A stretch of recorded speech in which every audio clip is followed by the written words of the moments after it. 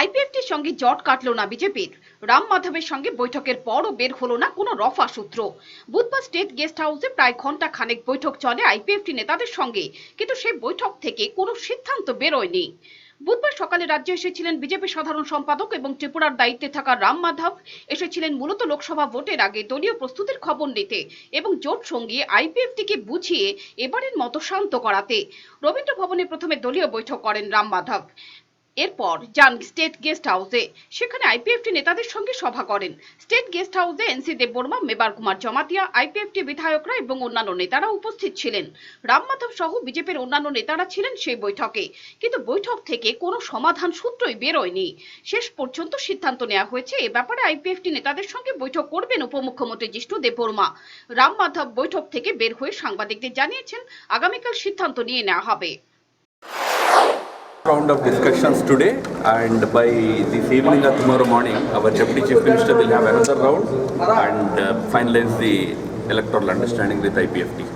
What they demand? No, all of you know they want to contest from the east seat. On that we are having discussion. BJP also wants to contest in both the seats. IPFT के president मांग कर रहे हैं कि अगर आप लोग एक भी सीट नहीं छोड़ेंगे तो दोनों सीट में लड़ेंगे। अभी तो नेगोशिएशंस चल रहा है, हम देख लेंगे क्या होगा। कल सुबह तक आपको बता देंगे। যদিও এদিন সভা থেকে বের হয়ে আইপিএফটি নেতা এনসি দেববর্মা জানিয়েছেন পূর্ব ত্রিপুরা আসন তাদের চাই, যদি তা না মেলে তাহলে তারা দুই আসনেই প্রার্থী দেবেন। Today we had a discussion or dialogue with the BJP and IPFT about the upcoming parliament election 2019. Discussion is in progress and not yet completed. So there will be further dialogue also at the earliest. What you people demand?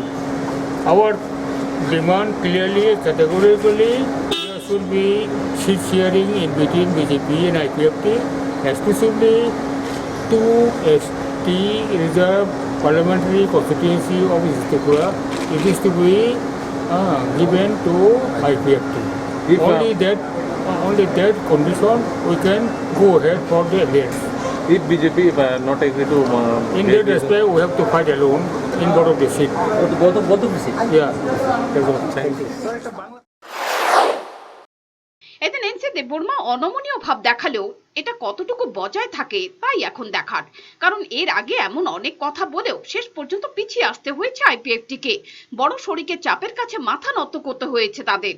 কিন্তু সূত্রের খবর এদিন বৈঠকে রাম মাধব তাদের বুঝিয়ে দিয়ে গেছেন পূর্ব ত্রিপুরা আসন কিছুতেই ছাড়া হবে না, এবং এই বার্তাও দিয়ে দেওয়া হয়েছে আইপিএফটিকে যদি তারা চায় তাহলে তারা একা লড়তে পারে লোকসভা নির্বাচনে, কিন্তু সিট ছাড়া হবে না।